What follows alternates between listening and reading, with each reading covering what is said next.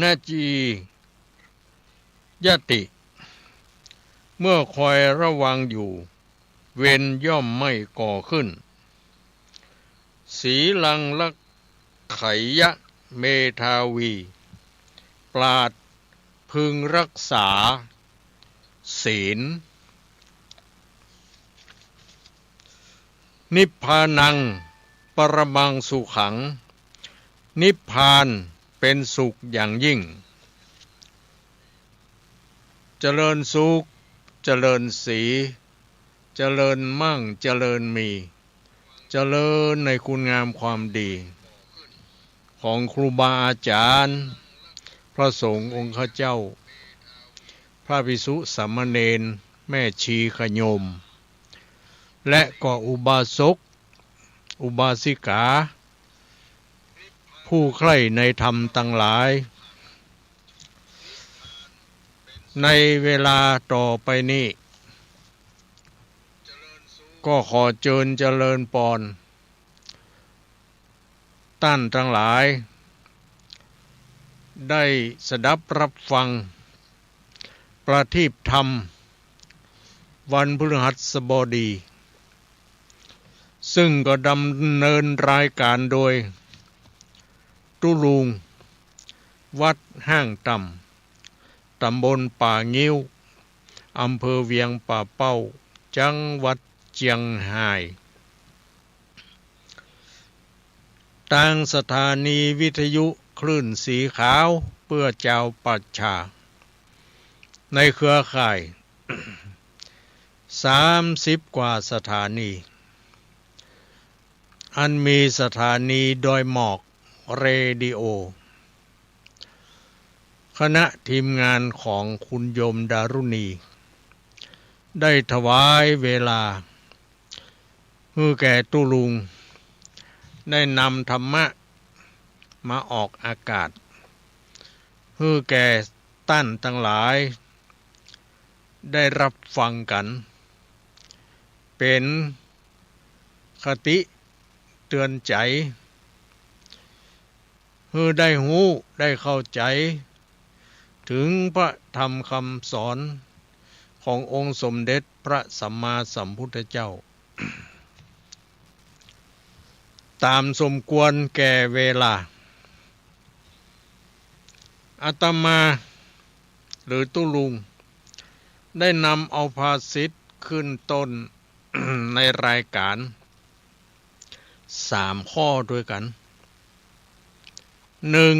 1. สัญญมโตเวรังนจีระนจียติแปลว่า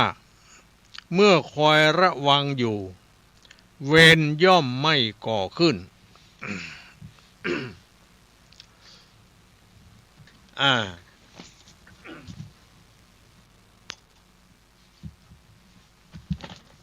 หมายความว่าเวรนั้นหมายความว่าคอยระวังอันหยังระวังกายกว้างศอกยาวาหนาคืบของเฮานี่ระวังวาจาคือปากของเฮานี่ระวังใจก็คือมโนหรือใจของเฮาที่อยู่ทางในนี่ให้เรียบร้อยดีงามเฮาจะระวังกายวาจาใจเฮาให้เรียบร้อยดีงามนั้นเฮาจะต้องทำอย่างไรก็คือระวังกายบ่ให้ไปทำความชั่วเช่นอย่างไปฆ่าสัตว์ไปลักของผู้อื่นไปประพฤติผิดในกามนี่เป็นต้นนี่ทางกายทางวาจาเฮาบ่พูดเท็จบ่พูดส่อเสียดบ่พูดคำหยาบบ่พูดเพื่อจื้อเหลวไหลเขาจะพูดแต่คำสัตย์คำจริงนะอย่างนี้เรียกว่าพูดความสัตย์คำจริง อันนี้เพิ่นเรียกว่า รักษาวาจาให้อยู่ปกติให้อยู่ปกติแล้วก็รักษาใจก็คือบ่คิดพยาบาทปองร้ายผู้อื่น บ่ให้มีความหันถูกต้องตามทำนองของธรรมบ่โลภอยากได้ของคนอื่นบ่คิดประทุษร้ายคนอื่นและหาเรียบร้อยก็คือบ่ฆ่าสัตว์ตัดชีวิตบ่ประพฤติผิดในกามบ่ไปลักขโมยของผู้อื่นอย่างนี้เรียกว่ากายเฮาสงบวาจาเฮาสงบก็คือเฮาบ่พูดส่อเสียดบ่พูดคำหยาบคือบ่พูดส่อเสียดนินทาผู้อื่นบ่พูดกรรมบ่สุภาพเช่นคิงฮาบาไอกูมึงอย่างต่างๆเหล่านี้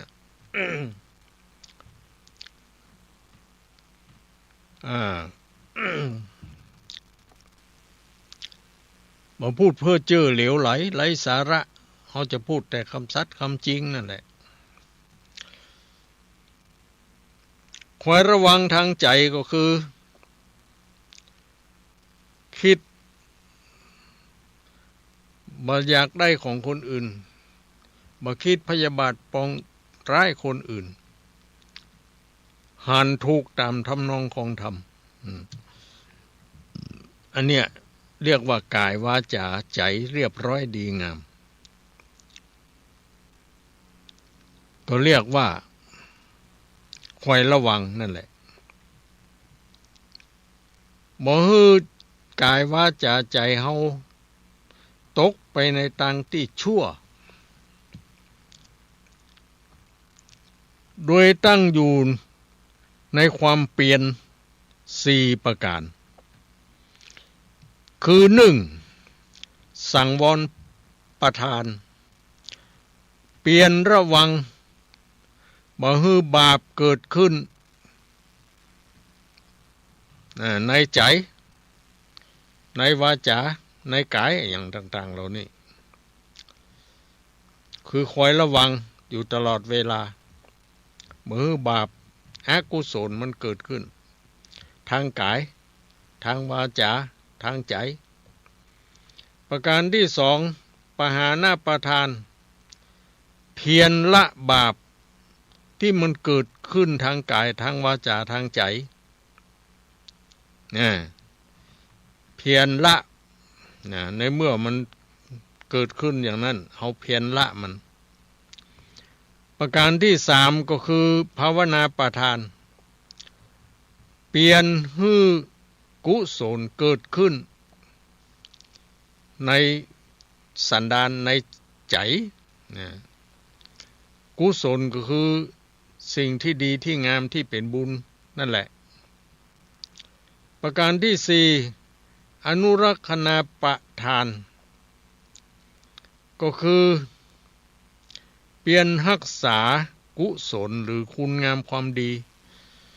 ของเฮาที่มันเกิดขึ้นแล้วทางกายทางวาจาทางใจก็ดีให้มันดีอยู่เสมอให้มันดีอยู่เสมอก็เรียกว่ารักษาความดีทั้งกายทั้งวาจาทั้งใจให้อยู่ดี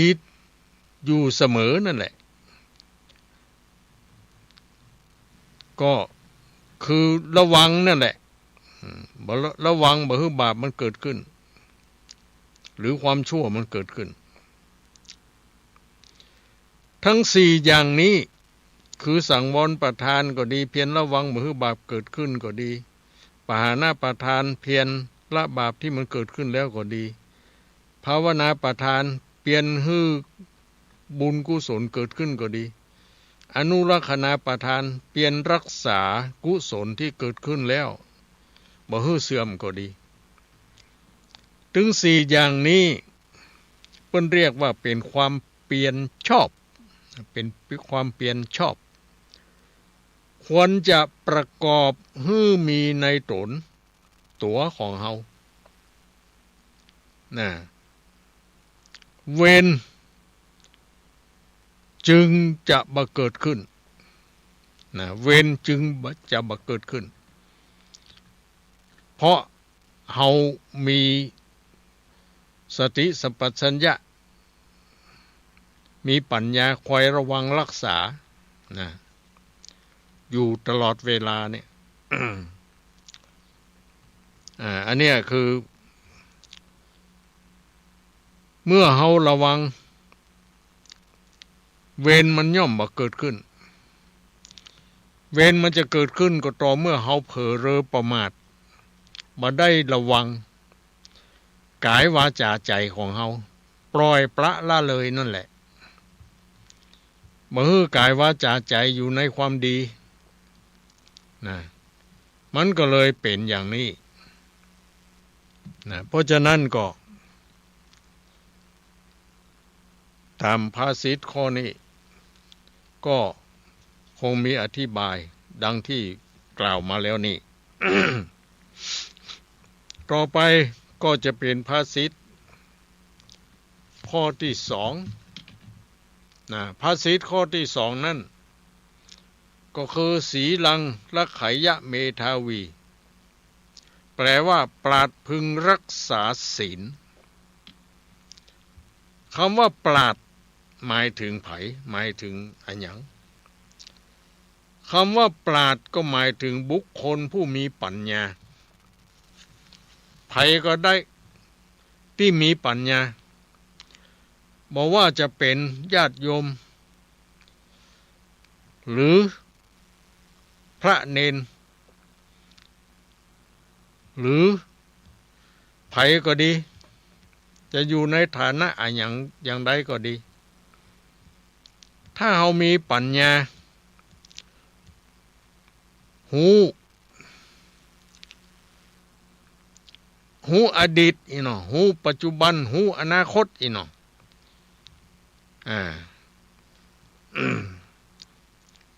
และหูจักบุญหูจักบาปหูจักตังเสื่อมหูจักตังเจริญตังใดควรละควรเว้นตังใดควรประพฤติ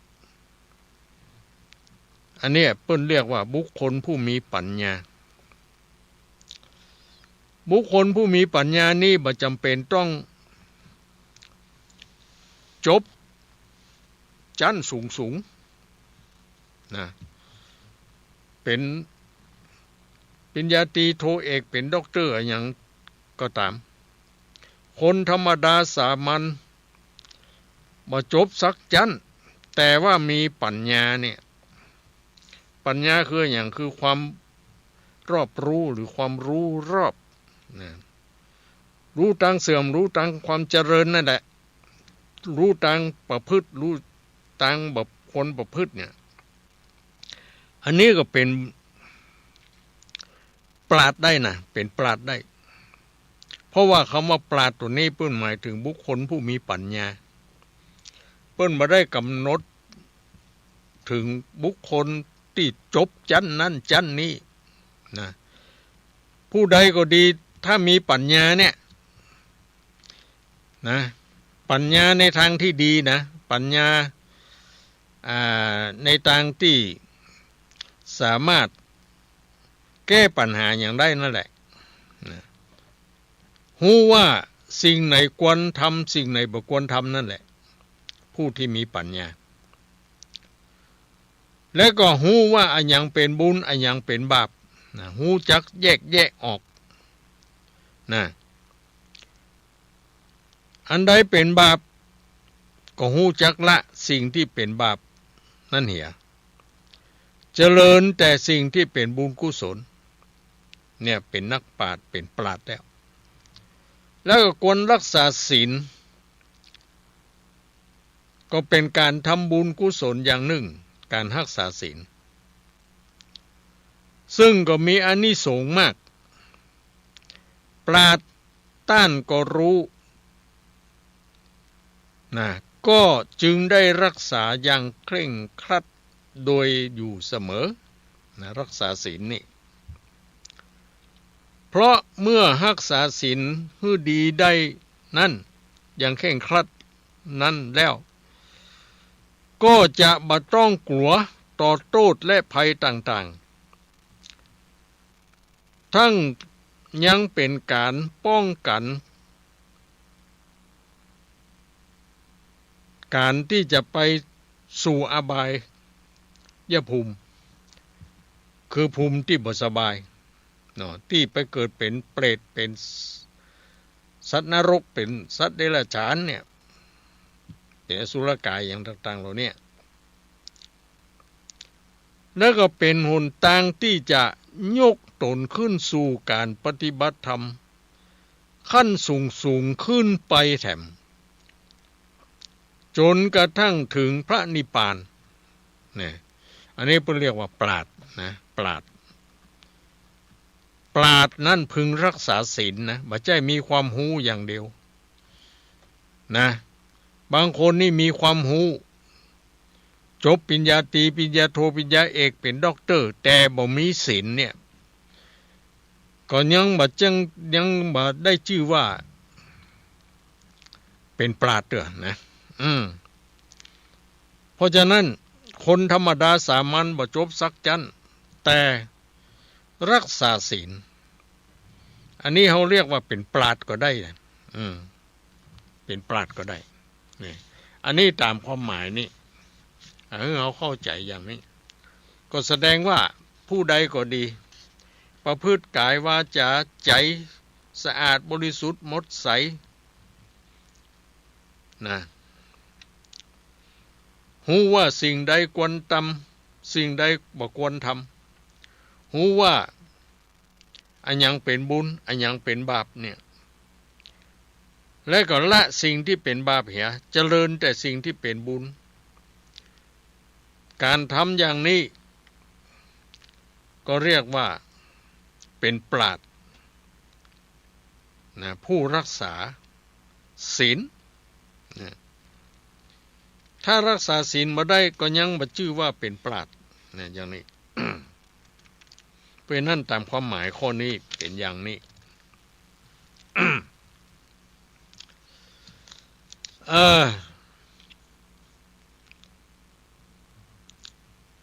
ทีนี้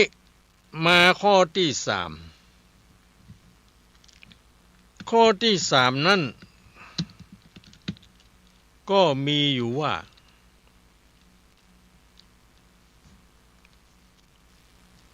ข้อที่สามนิพพานังปรมังสุขัง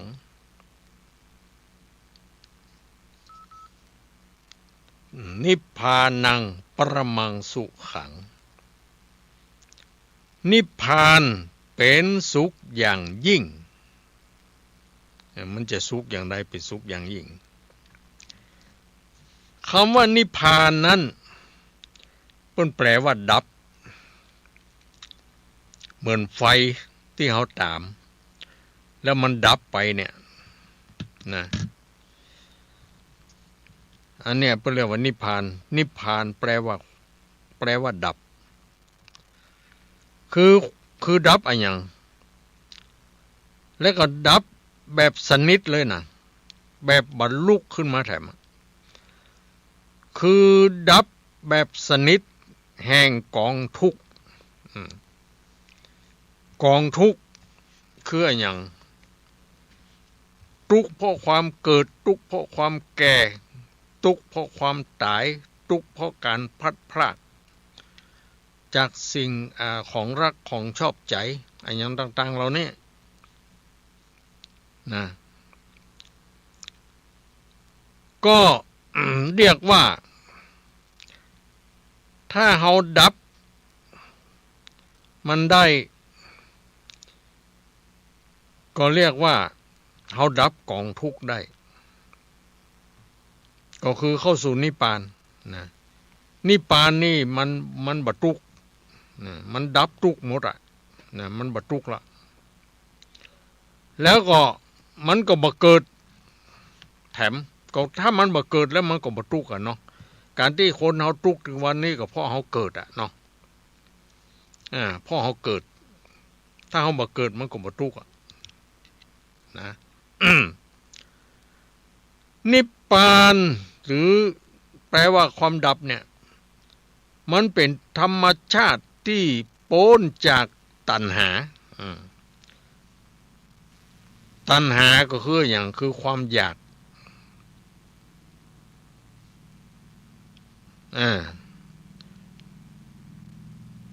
นิพพานนี่มันเป็นธรรมชาติที่พ้นจากตัณหาอย่างเด็ดขาดมั่นคงนะคือพ้นอย่างเด็ดขาดมั่นคงบ่มีความอยากกันละบ่มีตัณหากันละนะบ่มีละดับไปละอย่างนี้มันล่วงวัฏสงสารเหียได้เพราะว่าวัฏสงสารเนี่ยคือการตวนเตียวความเกิดแก่เจ็บตายอยู่นี่ยังเป็นทุกข์อยู่ค่าอย่างนี้แต่ถ้าเข้าสู่นิพพานแล้วหมายความว่าความเกิดแก่เจ็บตายอย่างนี้มันจะบ่มีละนะมันบ่มีละอันเนี้ยที่เฮาเนี่ยอย่างทำอันอย่างก็ดีเนี่ยทุกคนก็ปรารถนานิพพานนั่นน่ะบางคนยังบ่ฮู้ว่านิพพานเป็นจะใดเนาะขอสุข3ประการมีนิพพานเป็นยอดจิมเตอเวลาเขาปรารถนาเขาทำบุญอย่างว่าอย่างนั้นปรารถนานิพพานก็ทำไมถึงปรารถนานิพพานก็เพราะว่านิพพานมันเป็นความดับบ่มีเชื้อหมายความว่าภัยเข้าสู่นิพพานนั่นก็คือบ่ได้เกิดแถมต่อไปนั่นแหละเอาง่ายๆมันบ่มีกิเลสที่จะนำให้ไปเกิดแล้วมันดับไปแล้วเนี่ยมันดับเนาะเพราะนั้นภัยปรารถนานิพพานก็คือตายแล้วบ่ได้เกิดนะเอากันง่ายๆอย่างนี้ตายแล้วบ่ได้เกิดเลยเพราะมันหมดกิเลสเนาะมันหมดมันบ่มีเชื้อที่จะไปเกิดคล้ายๆอย่างนี้ เพราะฉะนั้นมันจึงเป็นธรรมชาติที่พ้นจากตัณหาคือความอยากมันมีความอยากพ้นจากตัณหาคือความอยากอย่างเด็ดขาดมั่นคงโดยล่วงวัฏสงสารได้วัฏสงสารคือการเวียนว่ายตายเกิดนี่แหละบ่มีละบ่ต้องกลับมาเวียนว่ายตายเกิดแถมต่อไปเนี่ยจิตจะบ่ยินดียินร้ายในอารมณ์ทั้งปวงเป็นผู้ที่บริสุทธิ์หมดจดทั้งทางกายทั้งทางวาจาและใจจึงจัดว่าเป็นความสุขที่ล่วงสุขทั้งปวงเป็นความสุขที่สูงสุดเป็นที่ปรารถนาของชนทั้งหลายแต่บางคนก็ปรารถนาบ่อยากจะไปเกิดแถมเพราะเหตุใดเพราะมันเป็นทุกข์คล้ายๆอย่างนี้ถ้าเฮาบ่เกิดก็คือเฮาจะบ่เป็นทุกข์แต่บางคนก็บ่ปรารถนานะคือปรารถนาอยากจะมาเกิดอยู่นะยังบ่เข้าสู่นิพพาน เหมือนกับว่า เฮาชวนไปนอนวัดนอนวายกะบางคนนึกบ่เคยไปบ่ไปเด้อนะ กลัวเข้าสู่นิพพาน กลัวตายบ่ได้เกิดก็มันเกิดมาชาตินี้มันก็ถึงเป็นทุกข์อยู่อย่างนี้แล้วเฮาบ่เบื่อความทุกข์เนาะคือปรารถนาอยากจะไปเกิดอยู่มันก็เลยบ่ไปเด้อนิพพานเนี่ยไผใครไปก็ไปก่อนเถอะข้าจะไปทีหลัง ถ้าเขาไปเสี่ยงหมดก่อน แล้วเวลาเขาไปเกิดหรอเขาไปนิพพานให้หมดเขาไปเกิดอยู่คนเดียวไม่อยู่ได้หรอเนาะ อยู่มาได้เนาะมีลูกมีหลานมีสักอย่างเนี่ยเนาะ นี่นะแต่ว่าส่วนมากคนเฮายังมีกิเลสอยู่ ตราบใดที่เฮามีกิเลสเนี่ยเฮายังจะต้องเกิดอยู่นะเฮาหมดกิเลสเมื่อใดเฮาถึงจะมาได้ไปเกิดเมื่อนั้นเนาะเอาอย่างนี้ เพราะว่าการเข้าสู่นิพพานนั่นก็คือแปลว่าความดับกิเลสและกองทุกข์ทั้งปวงเนี่ยมันบ่มีละตัณหาบ่มีละความทะเยอความอยากบ่มีเนาะ มันดับไปแล้วนะโอ้เรื่องนิพพานนี่มันลึกเนาะมันลึก ก็ขอให้ท่านเข้าใจรู้ว่าคำว่านิพพานังปรมังสุขังเนี่ยแปลว่านิพพานเป็นสุขอย่างยิ่งเนี่ยมันสุขอย่างใดก็คือสุขแบบบ่มีเกิดแก่เจ็บตายอีเด้อน้องสุขแบบบ่มีเกิดแก่เจ็บตายความสุขนิรันดร์เนาะสุขตลอดไปนะเรียกว่าเข้าสู่นิพพานเหมือนกับพระพุทธเจ้าของเฮาเนี่ยท่านปรินิพพานคือตามภาษาเฮาก็คือตายเนาะตายไปแล้วบ่ได้ไปเกิดเข้าสู่นิพพานทำไมถึงบ่ได้ไปเกิดก็เพราะมีกิเลสมันมีเชื้อที่จะไปเกิดมันดับมันหมดไปแล้วมันบ่มีแล้วเพราะฉะนั้นญาติโยมทั้งหลายไปอยากให้ไปนิพพานเนี่ยคือละวางอย่างทุกสิ่งทุกอย่างเลยมาเอาอย่างของกูมีละ อย่างทุกอย่างมันเจ้ของกูสักอย่างละบ่โคตรบ่โลภบ่โกรธบ่หลงอย่างนี้อันนี้เรียกว่าจะเข้าสู่นิพพานเนาะแต่ไผพ่องนะที่จะไปเพราะว่าไปแล้วมันบ่ได้เกิดแถมต่อไปเนี่ยบางคนยังอยากจะเกิดอยู่มันก็ไปบ่ได้เตื้อนิพพานอย่างไผมาชวนเฮาก็ดีข้าบ่ไปเตื้อนิพพานน่ะ ข้ายังม่วนอยู่ ในโลกนี้เพราะว่านิพพานน่ะแต่เฮาก็ปรารถนากันนะบ่อยากไปแต่ปรารถนาฮื้อตานรักษาศีลก็ดีอย่างก็ดีก็ปรารถนานิพพานนั่นน่ะแต่ว่ามันจะสมหรือไม่อันนั้นมันอยู่ที่พฤติกรรมแห่งกรรมนะว่าถ้าเฮาละได้เฮาอย่างได้แต่จริงแต่มันก็อาจจะไปได้อยู่เนาะอาจจะไปได้นะนิพพานนะเป็นอย่างนั้น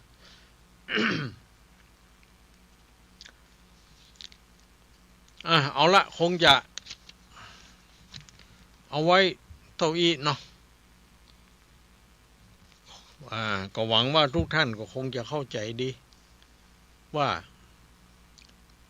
นิพพานเป็นสุขอย่างยอดยิ่งนั้นมันเป็นสุขอย่างใดก็สุขมันบ่มีกิเลสตัณหามันเป็นสุขแบบนิรันดร์เป็นอมตะอย่างนี้แต่ไผพ่องอาจจะไปนิพพานได้ก็คือผู้ที่ละกิเลสได้นั่นแหละเช่นอย่างพระพุทธเจ้าพระปัจเจกพุทธเจ้าอย่างนี้เนาะพระอรหันต์เนี่ยนะแล้วก็ชาวบ้านไปนิพพานได้ไหมไปได้เนาะไปได้ถ้าเขามีกิเลสเขาละหมดเขาเอาสักอย่างอย่างเนี้ยนะเข้าใจไว้อย่างนี้ก็แล้วกัน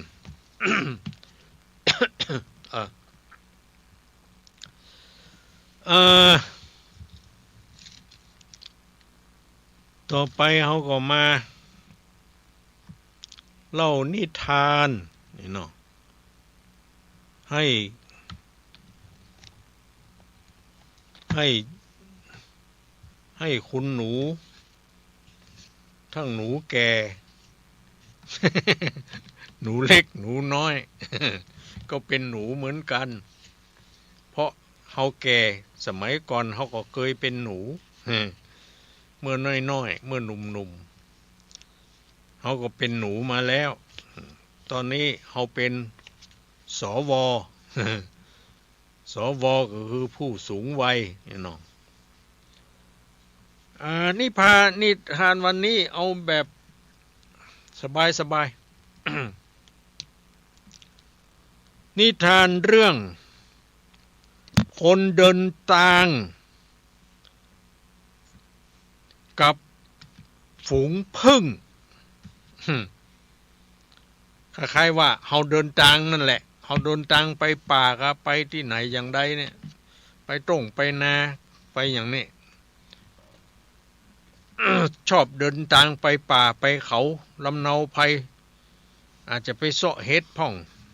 เสาะหยังพ่องเนี่ยน้อง อันนี้เรียกว่าเป็นนักเดินทางบางคนไปเข้าเสียไปหลงก็มีเนาะอย่างที่เขามีข่าวโอ้หลงไปได้เป็น6-7 วันญาติต่างๆพากันออกค้นหาเสาะหา นี่ก็มีเนาะเพราะว่าไปหลงป่านะ มันเดินไปมันเดินไปทางหน้าเนาะเปิ้นว่าถ้าหากเขาหลงป่านี่นะถ้าเขาใครหูว่าทางใดตะวันออกเปิ้นฮือเอาถ้าเขามีมีดเนี่ยเปิ้นฮือเอามีดไปถากเปลือกไม้ต้นไม้ดูถ้าว่าถากข้างใดก็ดีเปลือกมันบางตั้งนั้นเพิ่นเรียกว่าเป็นทิศตะวันออกเพราะมันได้รับแสงสว่างได้ต่างขึ้นตะวันขึ้นนี่เนาะว่าอย่างนั้นถ้าข้างใดเปลือกใดเปลือกหนาอันนั้นเป็นแถบทิศนะว่าอย่างนั้นหรือบางอย่างอันถ้าเอาลงป่าคือล่องห้วยติ๊กจะไปขึ้นห้วย ถ้าขึ้นห้วยเขาลึกเข้าเดึกไปติ๊กว่าอย่างนั้นเป็นคือล่องห้วยว่ะล่องห้วยตัวลงดอยมาลงไปตัวห้วยตัวน้ำอย่างนี้มันถึงจะพดที่ใดที่หนึ่งอยู่ได้นะอย่างนี้ อันนี้ก็ต้องทำดูเนาะว่ากันไปอันนี้นักเดินทางวันหนึ่งขณะที่นักเดินทางคนหนึ่งกำลังเดินทางตรงเข้าไปในป่าทึบหมายความว่าเดินทางเข้าไปในป่าเดินไปติ๊กๆในป่าทึบระหว่างทางนั้นเขาก็เลือบไปเห็นไปหันหางผึ้งอยู่บนยอดไม้บนต้นไม้บนกิ่งไม้แต่เนาะมันก็คงจะบ่สูงมากจนเกินไปบนกิ่งไม้มันก็จึงตัดสินใจเดินเข้าไปดูใกล้ๆนี่มันบอกฮู้จักว่ามันเป็นผึ้งเป็นผึ้งนั่นแหละด้วยความอยากหูอยากหันเขาจึงใจกิ่งไม้ไปเขี่ยหางผึ้งดู เอากิ่งไม้ไปเขี่ยหางผึ้ง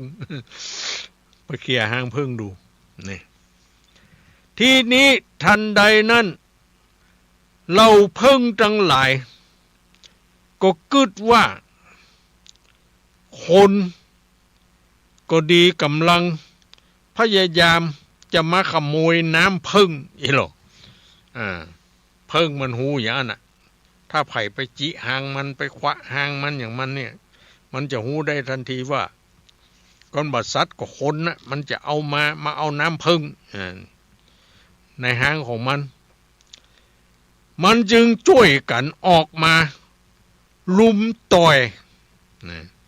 เมืองเขาว่าลุมเดียดนี่เนาะเพิ่งทั้งหลายปากันมาลุมเดียด เดียดตาเดียดหน้าเดียดอย่างบ้องปอโทหน้าเปลี่ยนไปบ่เนาะ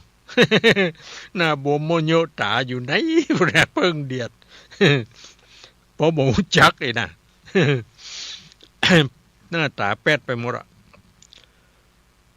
ในเมื่อเพิ่งปากันมาลุมต่อยลุมเดียดอย่างนั้นนักเดินทางคนนั้น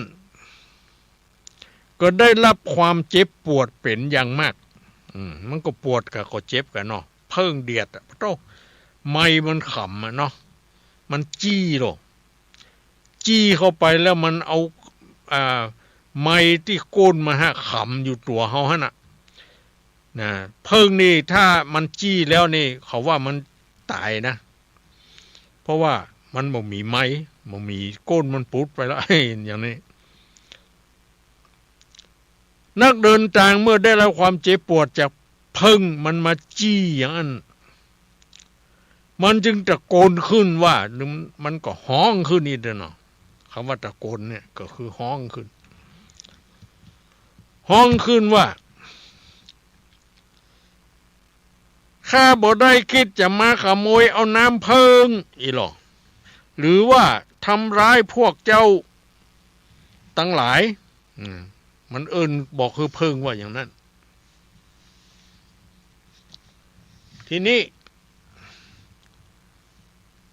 มันก็บอกว่าขอให้เจ้าจงหยุดต่อยข้าเตออีหรอข้าเจ็บข้าปวดแล้วขอให้ยังต่อเพิ่งกับปีโป้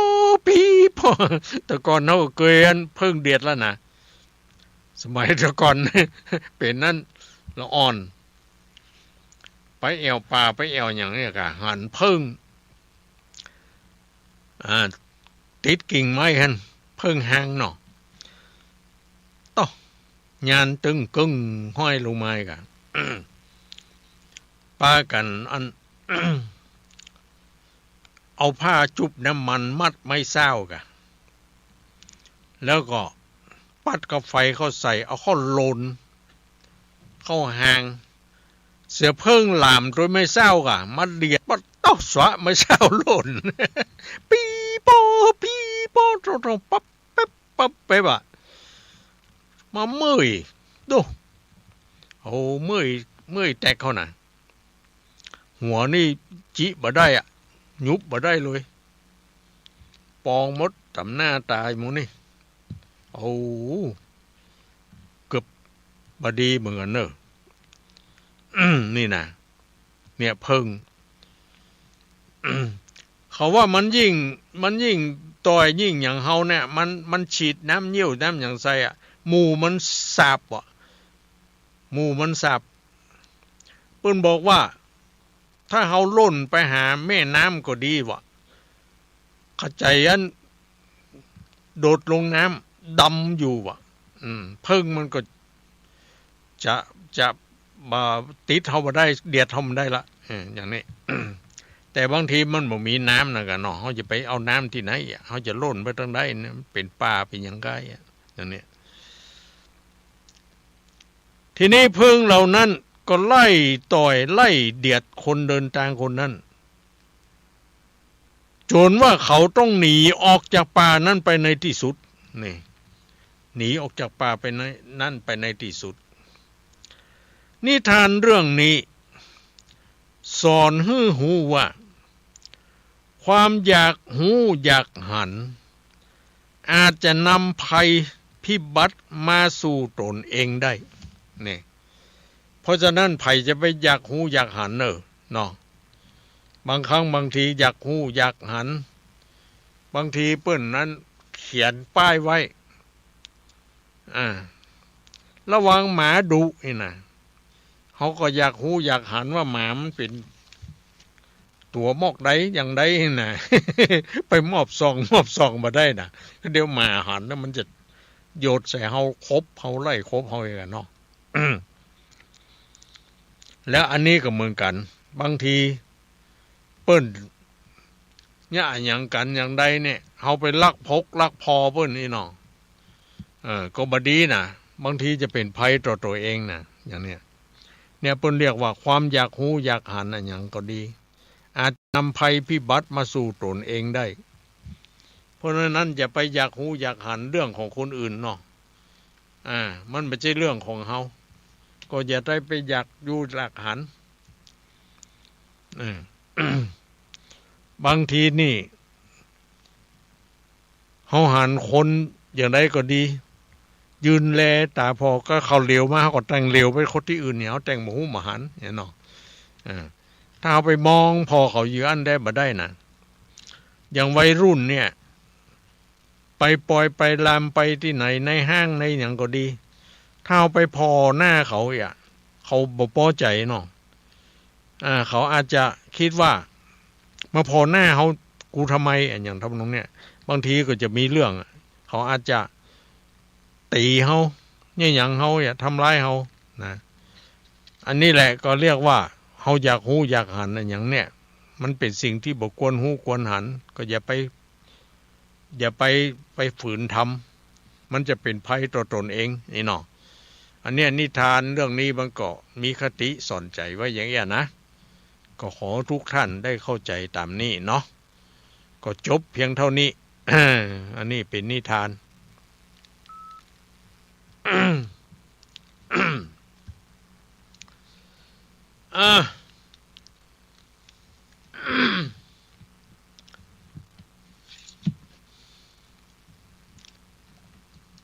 ต่อไป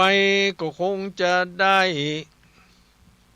เทศนาธรรม เรื่องแปะคำผูกที่3เนาะเมื่อวันพัดแล้วเป็นผูกที่2จบไปมาวันพัดนี้เป็นผูกที่3 เรื่องราวมันจะเป็นยาใดก็ฟังไปนะบางทีตุลุงอาจจะบอกสรุปอย่างให้ฟังละเพราะเวลามันบางทีก็บอกให้ปอ แต่วันนี้เสียงโพดบ่โพดอย่างได้หมุนเนอะเดี๋ยวก่อนซอจิบน้ำสักกำก่อน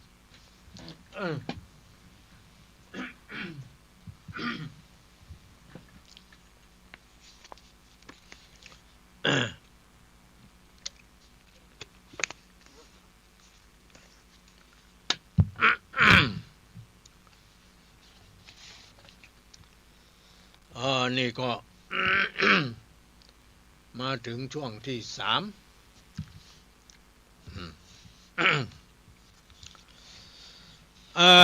ก่อนจะเทศธรรมนี่ก็เรียกว่าระยะนี้ตุลุงงดรับการนิมนต์อย่างต่างๆหรือเดินทางไกลเพราะเหตุใดเพราะว่าสุมาเท้าเพิกซ้ายหรือว่าตีนอีเนาะเพิกซ้ายที่ไปอันคอบแคบที่ดอยนางแก้วยังมาหายดีแต่ความบวมความปองมันแวบไปพ่องแล้วแต่ความเจ็บความปวดมันยังมีอยู่ที่ลุ่มตาตีนแกนอยู่เดี๋ยวนี้เวลาเดินย่างก็ใจไม่เต้าใจอย่างอยู่นะแต่พอจำพอบรรเทาได้อยู่หมายความว่าปัน3นี่หายไป2ส่วนนี้แล้วเนาะยังส่วนมันก็คงจะก้อยหายไปเพราะนั้นก็เลยงดกันรับนิมนต์อย่างต่างๆแม้แต่งานศพในหมู่บ้านนี่ตุลุงก็บ่ไปคือตนรองตนอย่างไปเอาไปอย่างไปทำพิธีไปอย่างต่างๆเนาะ เขาก็ถามหาเหมือนกันเพิ่นเขาบอกคือว่าตุลุงมันบ่สบายบ่สะดวกเนาะในการเดินทางเพิ่นขอย่างขอพักบ่รับนิมนต์ไหนเตื้อเนาะ บอกว่ากิจนิมนต์อย่างที่ไหนแต่ที่เข้ามาห้องส่งได้นี่เพราะว่าห้องส่งมันบักไก่จากกุฏิสวกไม่เต้าอย่างมาได้อยู่อย่างกะแล้วก็มาถึงก็มานั่งเก้าอี้นี่กันเนาะแล้วก็มาเปิดคอมพิวเตอร์อย่างต่างๆเหล่านี้มันก็บ่ใจแห้งอย่างนักนี่เนาะ ตั้งกายมันบ่สะดวกแต่ว่าจามันใจได้อยู่อู้ได้อยู่อีเนาะใจมันยังสู้อยู่นี่นะเพราะฉะนั้นก็ขอมันเป็นเรื่องของทางกายไปส่วนวาจาใจมันยังดีมันยังแข็งแรงอยู่ เนาะก็ต่อสู้อย่างต่อไปถ้าเอาไปอ้อยก็มันแต่ก็บ่ดีนะมันนานหายจิตใจเขาไปอยู่กับที่หั่นนี่นะโอ้นานหายเขาต้องเนี่ยอย่างทำอย่างที่มันลืมจากที่หั่นไปเอาจิตใจไปกึดไปทำอย่างอื่นไปนะดูเหมือนว่ามันบาดเจ็บบาดปวดเนาะอย่างที่ตุลุงเคยอู้ฟังนะค่ะเวลาเขาไปดูหลีเกก็ดีไปพออย่างก็ดีเขายืนแข็งกระด้างอยู่ตาเขาอยู่ที่หูบที่อย่างปุ่นเขาบ่รู้สึกเลยว่าเขาปวดแข้งปวดขาเนาะ เพราะจิตใจเขามาอยู่ที่หั่นมาอยู่ที่หั่นเนาะตาเขาอยู่ที่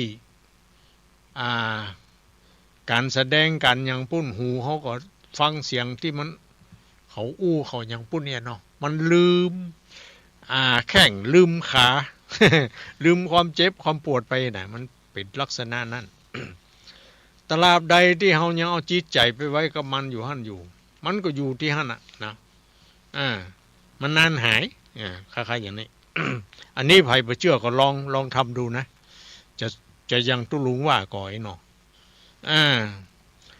ก็เป็นอย่างอันจริงๆนะเช่นเรื่องเขาเนี่ยอย่างเขาทำอย่างเขาลืมเอาจิตใจไปไว้ที่มันนะก็ดูเหมือนว่ามันบ่มีอย่างถ้าเอาจิตใจไปไว้หั่นปวดขึ้นมาแงบเป็นทำนองอย่างนี้นะ เอาต่อไปก็คือรับฟังเลยเขาก็จะบ่ไหว้พระบ่รับศีลอย่างกันนะเพราะว่าทุกคนก็มีพระไว้ที่ใจมีศีลก็อยู่ที่ใจหั่นเนาะเขาก็มาฟังเทศเอาเลยนะ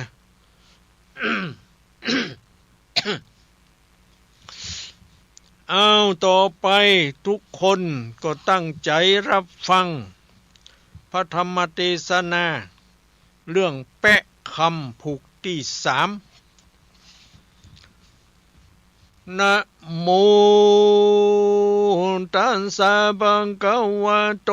อะระหะโตสัมมาสัมพุทธัสสะเตภะตะโรกานิทันสาวันจันนังสุตวาเอวะมะหังสุติสัทธโวดูราสปุริสาตั้งหลายผู้คนิ่งหมายไขรอดเวียงแก้วยอดเนรปานจิงได้ละการฆราวาสหยุดยั้งขาดเป็นโหนนำเอาตนจอมหมู่เข้ามาสู่อารามจิเตียนงามทุบไตนบน้อมไว้ปูจายังรัตนา3 สิ่งแก้วกายิ่งมงคลสำรวมตนพร้อมพร้อมย่อมือน้อมฟังธรรมจุงดาจำติดต่อตามบัดคอบาลีว่าเตภาตาโรดังนี้เป็นต้นบัดนี้แดเตอเตภาตาโรอันว่าเปียอันว่าสีใจผู้ปีฟังน้องจีไขปานก็ปากันหน้าตอบถอยว่าดูราน้องสวยเตรียมตากำน้องจากกล่าวอูปีหักหูดีลีวิบากเฮามีดังนี้จากหลีกลี่สันได้แม่ใส่ใจตายจากจุมมาเราหักเครื่องกาตกลุ่มตากำพร้ามีแต่แม่หน้าในเหือนมันบ่เหมือนแม่เนื้อบ่ใจจัดเชื้อวงศาจริงบ่คุณนะไฟห้อยดังลูกน้อยตัวมัน เฮาจักปากันขึ้นสู่ยังตีอยู่เหือนโตนนางทารนแม่นาก็จักเจ้งด่าเคขาจุมเรารามวลหมู่มีชีวิตอยู่ก็เหมือนตายซ้ำจักกะตะลงตุกกะไหลลำโลนบ่ฮู้จักป้นยำได้แม่นเฮาหนีไปลีซ่อนอยู่ในบ่อนไกลตาเตียงฮือข้าเราตายกันเฮาพันภัยต้องเตดไปอยู่เขตเมืองไกลจักไปอาศัยจดอยู่กับเผ่าผู้ใดจ้า เหตุวงศาพี่น้องบ่มีอยู่ห้องเมืองใดเที่ยงจักตุกกาใจข้ำเจ้ายิ่งกว่าเก่าดีลีกันเฮาหนีเข้าป่าเอาไปนาเป็นไม้เที่ยงจักตายจู้ภูบ่ได้อยู่นานไปเหตุสัตว์ดงพลอยหลายแลมีจูแง่ดงรีเกือราชสีเล็ดจางเสือปากกวางมีดำดังตังยักษ์ธรรมาภายเพศมีจุเข็ดดงตาล กันมันหันต่อหน้าย่อมมากบกากับกว่าเอาตายเฮาจักพันภัยเตียวตองไปสู่ห้องเด่นใดยินตันใจลำหมอกึดบ่ออกหันโหนอยู่เป็นคนติดต่อทุกศกป้อนำนาเฮากวนเฮากวนเราราตังหาตายพร้อมนาจอมกันในดงตันป่าไม้ฮือหายหมนใส่มองพรานที่นั่นจันตะกุมมารน้องซอยจิงตันถอยไข่จ๋ากันเราราพี่น้องจักตายอยู่ห้องดงพลายยะสันใดนั่นใส่จักตายพร้อมควายจอมการพี่จอมควันผู้เก้าจิงบอกเล่าอุบา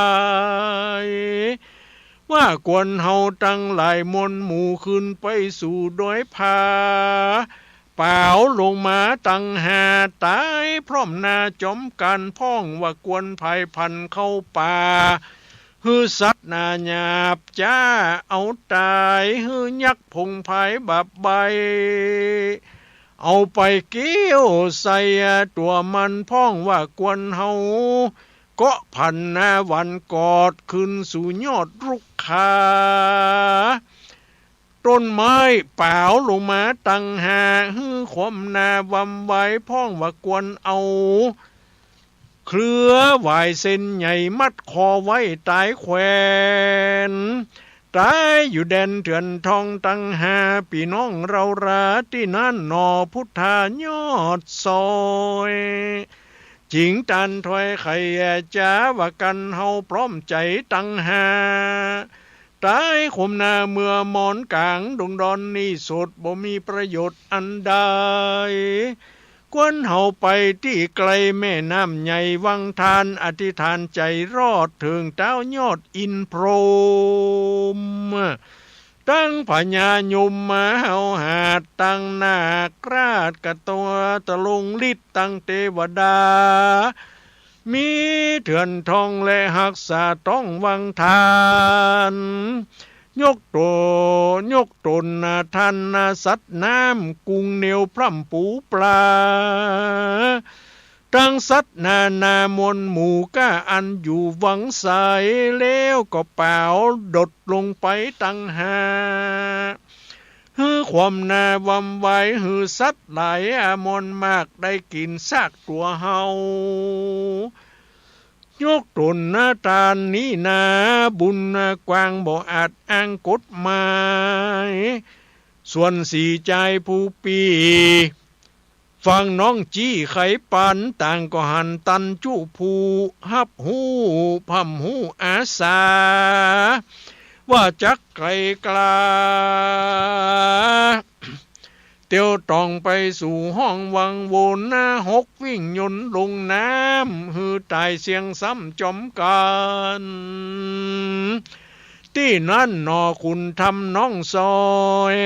จริงกล่าวถ้อยกำไปว่าวันนี้ตาวันใส่คำลาดาลับป่าดงนาย้ำเฮามาแต่เจ้าบ่หันป้อเจ้าสายใจป้อไปไหนไปหูบ่ตันได้อูไขกามบ่ตาบ่ได้ยกมือตำกับไว้หือป้อได้เล็งหันกวนเฮาปากันปอกสู่ยังที่อยู่เกหาถึงวันมาผูกเจ้าก้วยลาป้อเจ้าบุญมีขอพานีภายโพดงดเว้นตดเดิมมาแล้วเราราพี่น้องก้วยไปสู่ห้องวังทานกับหนอโพธิญาณน้อยนาดก่าวเสียงขาดสุดปลายตั้งสี่ใจผู้ปีกึดสันทีหันตานก็ปากันตั้งหมู่ปอกมาสู่เกหาก็มีวันนั้นแลนาถ้าโคกาละวันนายามนั้นนางกาละวันนาแม่นาได้หันแห่คำใจปอกมาได้กว่าจ้อยจีนบ่ห้อยมือมามันเครื่องกาโคดกล้าโจมแจ้งด่าพระพายว่าสู่ตั้งหลายใหญ่น้อยบ่ตามถ้อยกำกูจำสู่เข้าป่าโซสัตโซสดล่ากวางฟานหรือสัตว์ดงดันน้อยใหญ่เอามาเลี้ยงใส่แหล่งงายกูบ่หมายจักใจหือยะการน้อยใหญ่ใดๆเต้าหือสู่ไปป่าเศร้าด่าหอกเข้าหยอปานสู่ป้อยปากันตั้งหมู่ไปเล่นอยู่ในดงตาวันลงคำลาเส้งอ่อยหน้าขึ้นมายามการนาน้อยใหญ่ก็ยะเสียงไข่จุประการสู่สามัญหลายแหล่ติดเชื่อแม่ตัวมากัวสั่งจะใจสู่บ่ได้เอากามไปดงดำเสียเปล่าอย่ากินข้าวยามแรงลอมมาแป้งกำพร้าฟังแม่นาทารุณด่าว่าตนบ่พรต่างโคตรฮ้อนปั่นไฟต่างแปลงใจตั้งมันอดเงื่อนกันขันตีบ่ไขว่าตีตอบตาเต้านั่งกุมนาใดๆก็มีหันแล่นนาที่ว่าเสกันว่าวันรุนมาหลอดตั้งหายอดคำใจก็อุบายแต่งไว้ยังหน้าไม่ปืนไฟตั้งปัจจัยเขาห่อแล้วไปหาป้อบุญมีโยอัญจุรีกับไว้ในที่ไกลป่าตาใครว่าจะตันต่อว่าคาเดป้อบุญภายบ้านนี้ลูกตั้งหลายจู้ภูจักเข้าไปสู่ดงดำไปตามกำแม่นาเพื่อเสาะไล่ล่ากวางฝานแม่นลูกได้ตายความนาด้วยสัตว์สวกล้าเสือมีย้อนบตันหนีลี่ซ่อนตายอยู่บนดงนาขอปิตาภายโพดยกเว้นโตดฟางตำขอป้าประกำมาหน่อยใหญ่หมดเสียงไข่ดีลีขหะบอดีผู้เป้ผู้ป้อฟังน้อยหนอไขจ๋าบ่สังกาสักกาดบ่คืดนาลากสังหรณ์ว่าลูกจักเมื่อมอนตายกว่าบ่ว่าให้หน้าคืนมาเต้าไขจ๋าบอกเล่าว่าจุมมาสู่เจ้าตั้งหลาย จักพันภายเตียวตรองเข้าสู่ห้องดงนาจุงแสวงหาหือใดยังสัตว์น้อยใหญ่ดงตาลจะได้ป้ากันเล่นเอวดังล่วงแล้ววันวากันพิตากุลใหญ่บอกเสียงไข้สุดปลายห้าคำมาใจลูกเต่าพอป้อเจ้าเต็มตาจักไข่จ๋ายินยากจักออกปากยินพานตุกมาปานจ่องห้อยนาต่ำก้อยมองขีก็ปากันหนีกลาพลากออกไปจากเหือนตนปี้สี่คนนำนาใจน้องลาจอมหลังบ่ฮือบ่กึดนาหวังจักปอกอ้อยนาออกคืนนาออกคืนมาคนนาน้อยใหญ่อันอยู่ใกล้กองต่างหันหาบุญขวางพี่น้องออกเตียวตองจมกันดังตั้งวันเมื่อก่อนไผบ่หอนสังกาว่าห้าเด็กขากำพร้าจักไปความนาวำวายเขาเต้าหมายขวาดหูว่าเตี้ยงไปสู่ดงดานหาอาหารเลี้ยงใส่ตามดังได้เกยหันเขาจิงไข่ปันบอกเล่าว่ากันสู่เจ้าคำใจได้มาหลายปอหาบเหลือจากลาบและแกงขอจุงแจงแป่งฮือถูขอซื้อเอาไปห้าใส่ใจพี่น้องบ่ตอบทองกำจาเต้าไก่กลาบ่ขอต่อเต้ารอดวังทานก็มีหันแล่นาเมื่อนั้นจันตากุมมาน้องซอยนอพระยอดซอยตะลงธรรมก็ไข่กำกล่าวจี้บอกปี้บอกสีเปียดเตรียมตองจักกระเป๋าดงห้องวังโวนยกเอาตนภายแผ่เป็นตาลแก่ปูปลาตั้งสัตว์นามนหมู่ก้าอันอยู่วังทันเอาตนเป็นตันนิสัยมีพละใหญ่เหลือลายเรากวนภายใหญ่แผ่อุตสะแก่เทวดาตั้งนากาตัมมาไตเทพไทยอินพรหมตั้งพญายมตุนหัดแหวตั้งสีเต้าราชาโลกบาลตั้งสัตว์วังทันพร้อมมาพร้อมมาสัตว์อยู่ธรรมดงลีตั้งยักษ์ผีภายเพศอันข้างอยู่เขตโลกาแล้วผาธนาเมียดไว้หือสมไฟขนิงหมายกันเจ้าบุญภายน้องซอยกล่าวเสียงถ้อยสุดกำตังสี่องค์คำปีเจ้าปีเก้าต่างก็ขนิงเล่าหันตาลแป้งใจมันจมจื่นยกมือยื่นอธิษฐานตามกำไข่คานบอกเล่าแห่งน้องเนาบุญมีที่นั้นหนอบุญมีอ่อนน้อยจริงกล่าวถ้อยไขจ๋าว่าสี่บุญนาพี่เจ้าผาธนาเล่าอันใดขอจุงไขบอกอูฮือข้าน้องหูตามรายต้นคำใจปีเก้าจริงตันเล่าไขกำว่าดูลาบุญนำเฮ้ยน้องจันปีกึดสดดันผาธนาว่ากันเกิดมาไปนาขอเกิดในป่าอายุมมะเขือคือเกิดเป็นเสือตัวใหญ่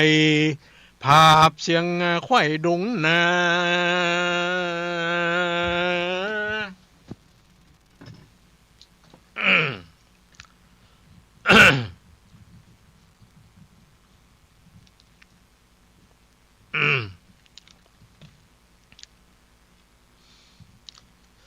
สัตว์นามนบูบัวอาจสู่พระโจ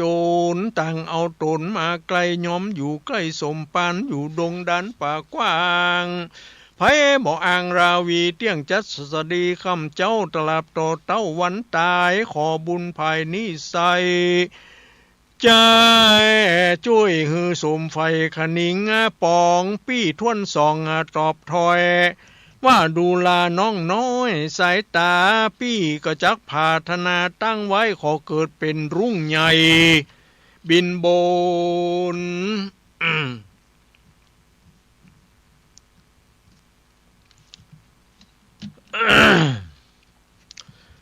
ฤทธิตนมากกว่างอาจกินจ้างฟังปลายบินพันภายไว้ว่องพับไว้ห้องดุงรีพระราชธานีต่างดาวพับไข่เต้านาบ่มีรุ้งดงหนามากเต้ามาเวทดาเฝ้าเป็นปริวารจักสำลานาย่างจอดอยู่บนยอดดอยผาสูงสุดตาดูอาจคือเขาไกรราชสวยงามปี้ผิวทวนสามกล่าวจี้ว่าตัวปี้นี้ขนิงในอธิษฐานใจตั้งไว้ขอเป็นนาคใหญ่นากา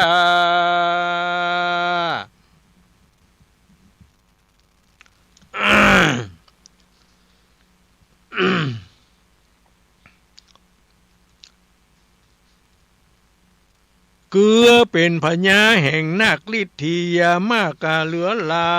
ยไผบ่หมายเปรียบใดอยู่ภาษัทใหญ่เจียงคานมีโยธาหารเฮาหาจบฉลาดเหลือหลายมาเวทดายายอยู่เฝ้าทุกค่ำเจ้าคืนวันปี้จอมควันทวนสีก็กล่าวจี้ไขจ๋าว่าปี้ผานาเมียตามันขอไปเกิดจันเมืองโบนเป็นเตวบุตรตนวิเศษ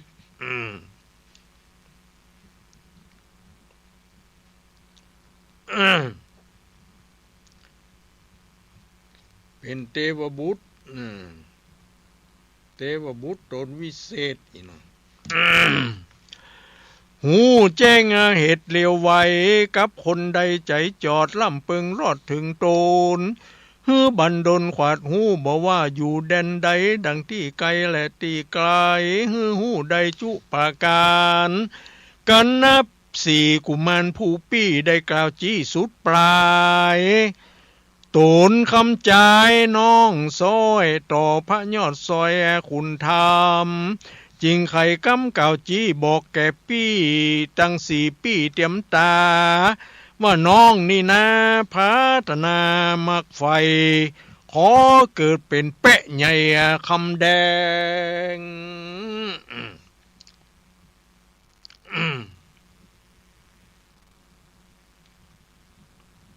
น้องเกิดเป็นเป๊ะ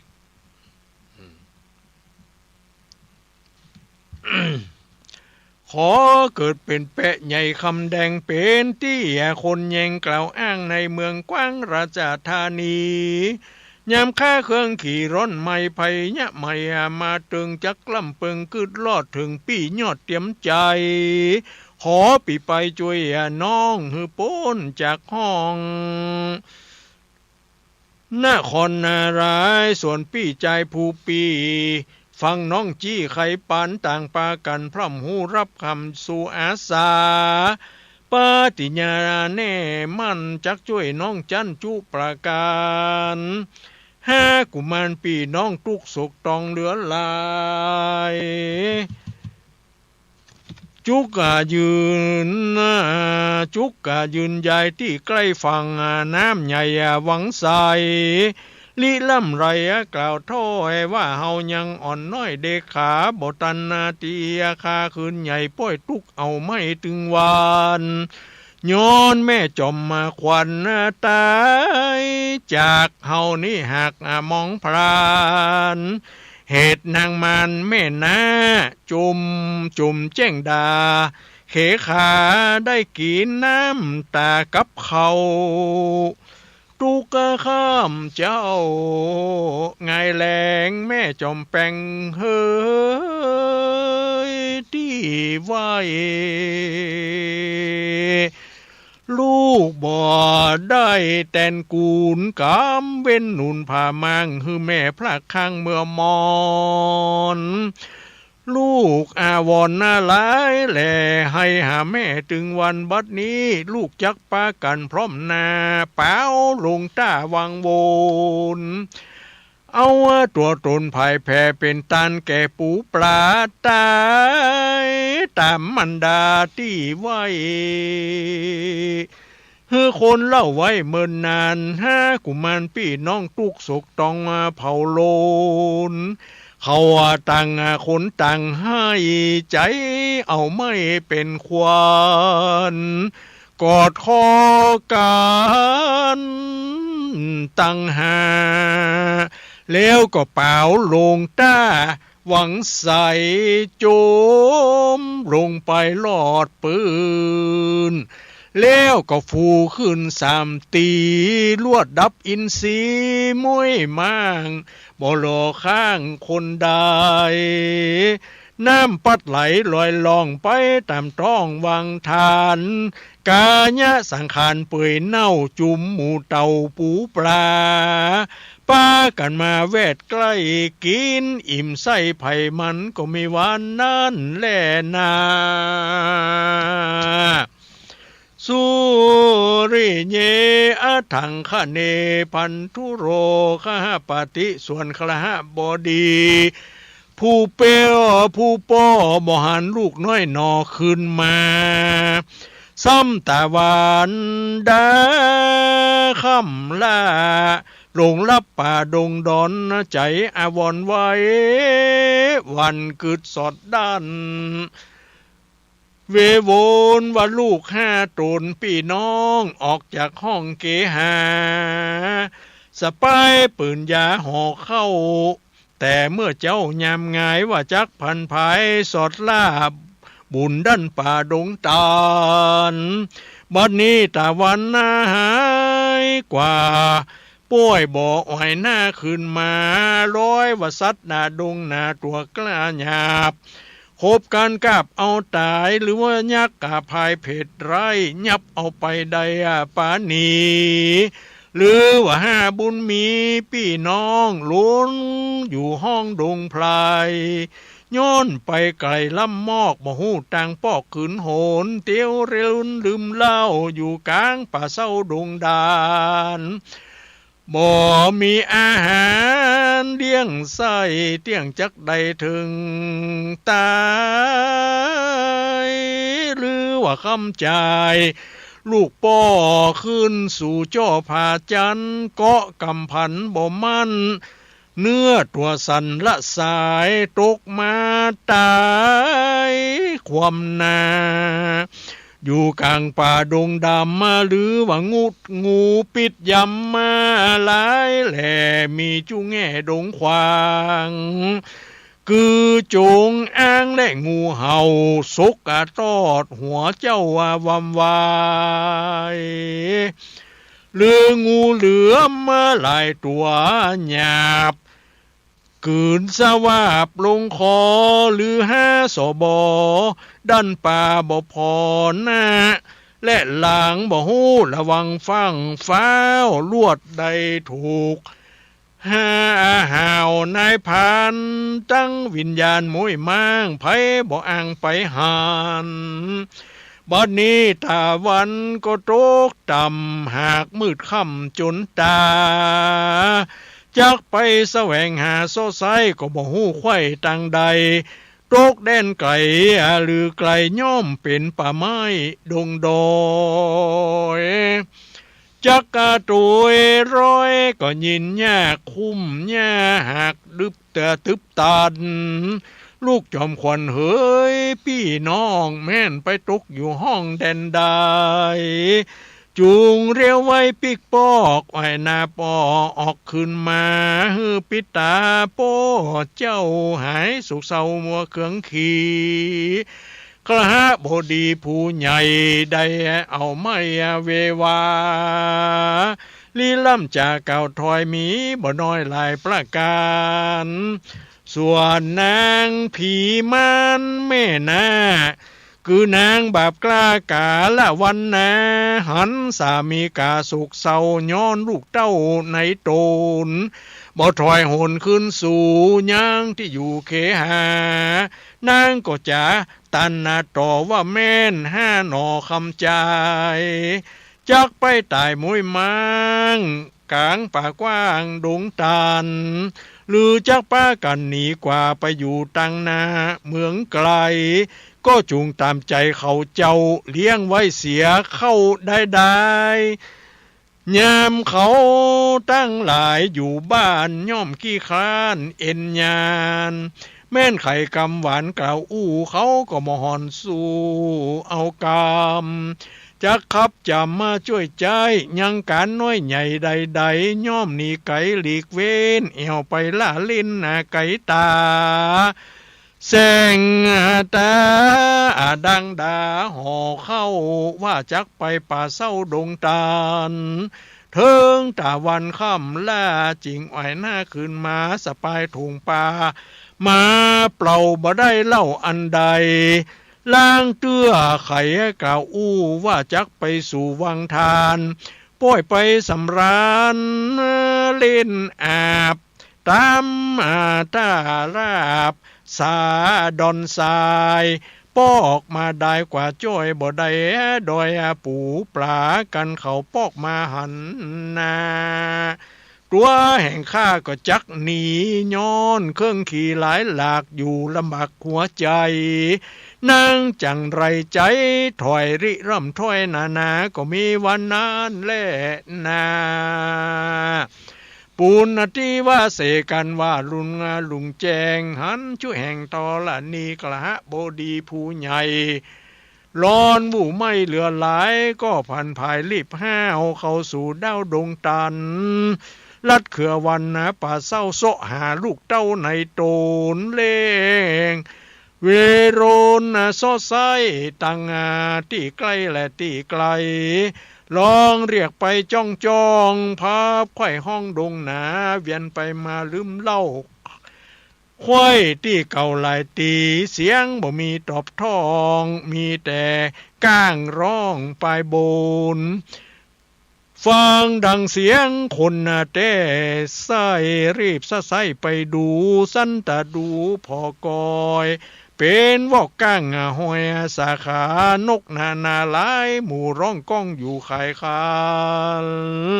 เสียงเนืองนันซาสาวมีจุดาวดงรีกระหะบดีผู้เป้ผู้ป้อ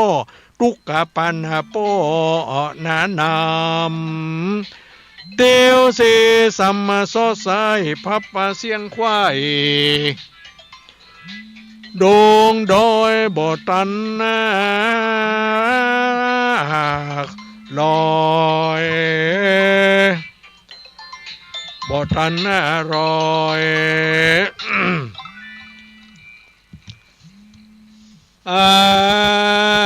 จักมีเล่าเด่นใดก็ข้านิ่งในสดดันว่าลูกนอจันจอมควรเคยป่านการเที่ยวต้องไปสู่ห้องไปสู่ห้องเสียงควายดอนทรายบ่เมินหลายแต่เล่าก็หันห่อเข้าทงป่าตั้งปืนยาหน้าไม้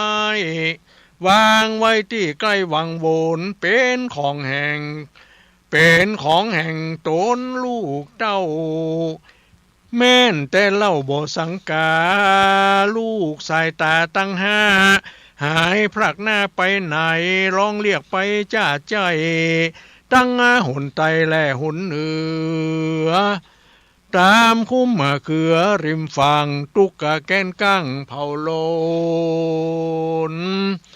ตุกเอาไม้เหลือใจน้ำตาไหลอาบหน้าจุ่มแจ้งดาตีโตนว่าป่อเป็นคนใบแง่วเต้าฟังกำกล่าวมุสาแห่งนางปลาแม่นาว่าลูกตั้งห้าคำใจบ่ดีหลายเสียงทานย่อมดื้อด้านหัวแข็งจูงใจแรงเอวเล่นลบหลีกาเว้นการเฮียนการเฮือนป้อใจเฟื่อนโคตรไม่บทตันได้พิจารณา ได้อติบุปตาบุปปาตาบุปปาตาลูกตั้งห้าจุ่มแจ้งดาลายตีดังบ่ผานี้ลูกน้อยบ่ได้กล่าวถ้อยวอนหูบ่ได้จูอยู่ใกล้ย้อนไปอยู่ไรและนาจุมบุตาลูกกะเต้าเตี้ยงมองหมุนเศร้าคืนวันจริงปากันตั้งหมู่เป้าลงสู่วังวนละหือป้อตนหน้านี้เล่าได้ตุกไม่เอาน้องมองพรานกำโบราณเก่าอู้สืบแต่ปู่ปิตาว่าเพื่อหูคิงมาก็หักซ้อยเหตุลูกใหญ่น้อยตายไปคนไก่ไก่ได้หูเตี้ยงเก่าอูนินตาว่าป้อนี่นะจังลูกเนี่ยบ่ถูกตามกองป้อเตี้ยงหมองหมุนเศร้าตุกข้ามเจ้าดีหลีกละฮะบดีผู้ใหญ่ตุกกะศกไม่เผาโลนย้อนลูกตนตั้งห้าได้พลักหน้าตาเฮไปเต้าลำไรลืมเล่าด่าตัวเก่านาใจเววาไว้วันยืนบ่มันเสชามก้อยยกตินตำปอกสู่ยังที่อยู่เหือนโตนก็มีวานนานแล่นานี่ที่ตังขีญาสังวันนาวิเศษจ้าห้องเหตุสุวรรณะแปะคำผูกทวนสามห้าใจรามพี่น้องจักไปเกิดห้องเด่นใดที่ได้ตายไปว่าอันกันไข่แจ้งหูจันหูทีผูกทวนสี่ก็ยังมีกล้วยฟังไปในวันพัดหน้าผูกสามเต้านี้ก็วาดวางลงก็บังโกมสมเรศเด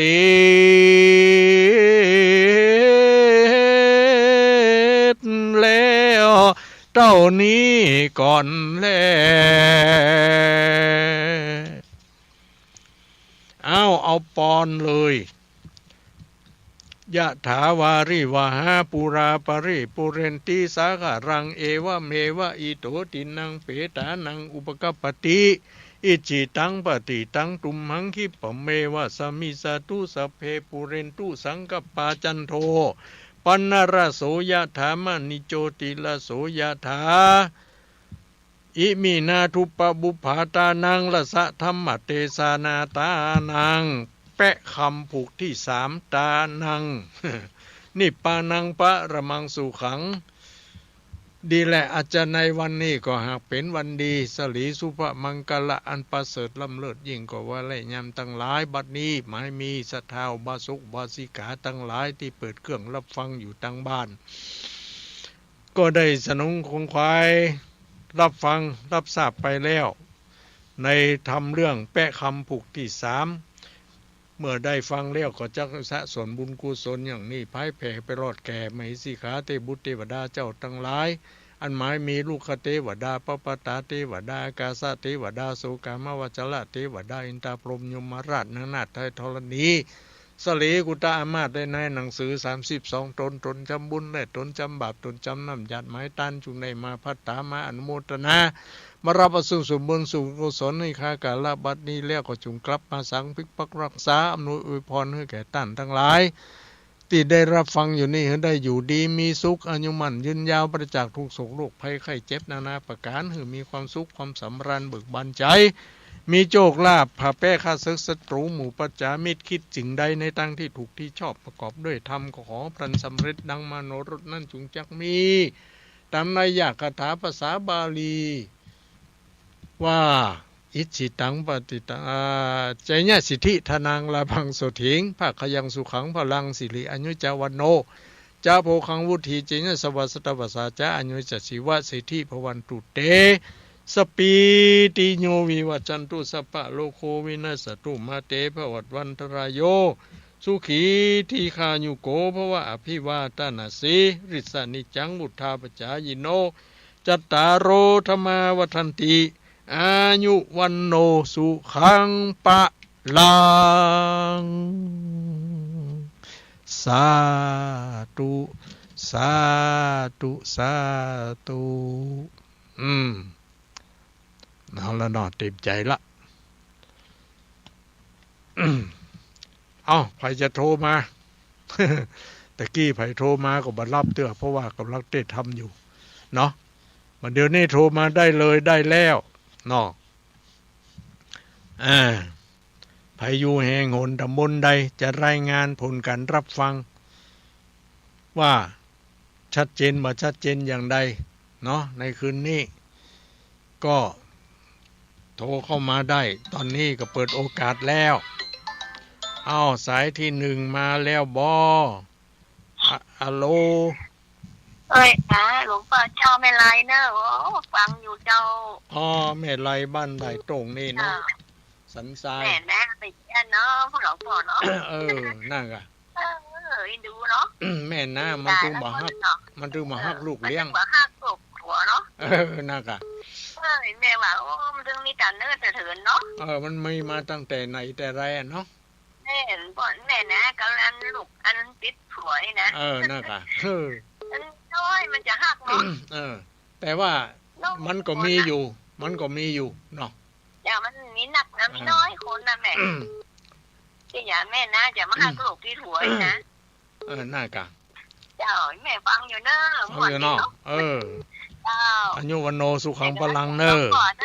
เจ้าเป็นนะหลวงพ่อเนอะสาธุไว้จ้าเจ้าสายที่สองต่อมาใครจะเข้ามาได้เลยเนาะมาแล้วบอมาแล้วเจริญปอนเจ้ากับไม้สาเจ้าตุลุงฟังคำเรื่องเป๊ะคำผูกคอนสามเนาะเจ้าใช่แล้วโอ้ได้ฟังเรื่องเป๊ะคำนี่ก็โอ้น้ำตาพอตกแล้วเจ้าบนลงแม่นะอันนี้เปิ้นว่าตุลุงกำพระพ่อปอยังแขวนกำพระแม่ตีนแขวนต้องย่องอันนี้ล่ะเจ้ากลับไปสาเด้อตุลุงสาธุเจ้าตุลุงว่านั่งตามเจ้าเจริญปอนเจ้าสาธุสาธุอนุโมทนาสายต่อมาเจริญปอนน้อยสัตว์เจ้าตุลุงโทรมาจากวันห้องเด้อยังฟังตุลุงอยู่ไม่เสียทองเจ้าแม่สายทองบ้านห้องลำปูเจ้าปอนตุลุงก็จัดยาวเนาะไอ้เลยเนี่ยเจ้าฟังอยู่เนาะเจ้าตั้งแต่ต้นกะชัดเจนดีเจ้าเพราะว่าฟังเกินกลางจะต้นมาเลยเจ้าตั้งแต่ต้นไงเจ้าอันก็หูเรื่องดีเนาะนั่งไหวตัวนี้ค่ะเจ้าดีเนาะเจ้า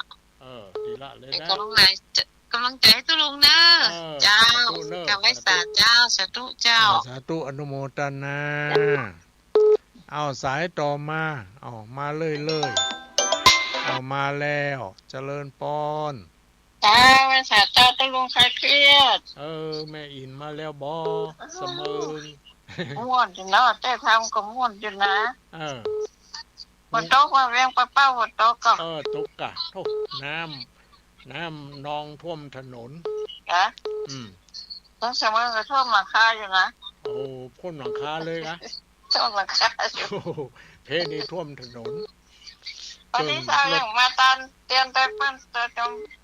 ตุ้งหมู่ไปตันได้ไปหนังไปดอยเวียงดอยนางแก้ววันนั้นเอาสุมาได้เอาแข่งไปครอบแคบนะคะโดยปองเลยเจ็บปวดอยู่มาหายได้กะยังมาหายดีเด้อใจไม่เต้าไม่กำอยู่เจ้า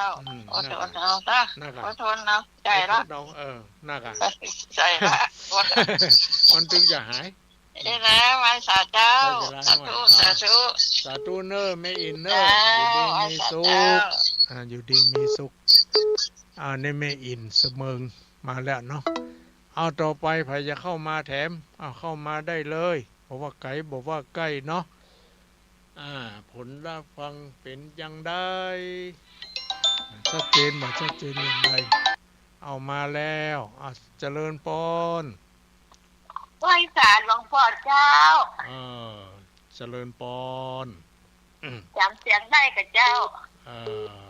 แม่อย่างก็ตันธุระนี่ก็อย่างก็แหนใช่กะเป็นสลัดเจ้าเจ้าเมสลาดเจซ้อนเนาะเจ้าจังหวัดลำปางเจ้าเราฟังเป็นจะได้ชัดเจนดีมากเจ้าฟังชัดเจนเลยเจ้าฟังชัดเจนดีเลยเจ้าฟังตั้งแต่ต้นมาแล้วเจ้าฟังแต่ต้นมาเจ้าดีละฝนตกพอดีไปได้เจ้าฝนตกค่ะเจ้าแต่ว่าตกวันค่ำน้ำบ่ท่วมมาอย่างเขากะตะบ้านนี่เป็นอย่างบ่ท่วมนี้เวียงบ่เป้าเลยน้ำท่วมถนนไปทางเวียงบ่เป้านี่รถน้อยรถต่ำรถเก่งอย่างไปบ่ได้ไปได้กันรถปิกอัพรถอย่างนี้ท่านเขาลบบ่เดี๋ยวนี้มันก็รถไปพ่องละตามข้าวขอข้าวมาถ่ายลงมาเพื่อพอเจ้าหมดเป็นยังเนาะทางบ้านเจ้าเป็นยังเจ้าดีละปลอดภัยหมดเจ้าอยู่ที่สูงกันเนาะเจ้าอยู่ที่สูงเจ้าขอบใจเนอะอนุโมทนาสาธุจ้าสาธุจ้าสายต่อมาเนาะเชิญเข้ามาไผจะเข้ามารายงานผลการรับฟังเอามาแล้วเจริญปนไว้สาครับตุลุงป้อประเสริฐกะครับวันนั้นประเสริฐวันนั้นแดงนั่นแหละอย่างวันนั้นครับที่ทำแล้วครับลุงจะตลอดครับนออย่างดังฟังชัดดีครับนอที่จังหวัดนี้จังหวัดน่านนอว่ายายน้ำท่วมอยู่อย่างจังน่านครับจังยังน่านแต่ท่วมมันยังบ่ลงดีนะครับท่วมถนนหนทางเนาะ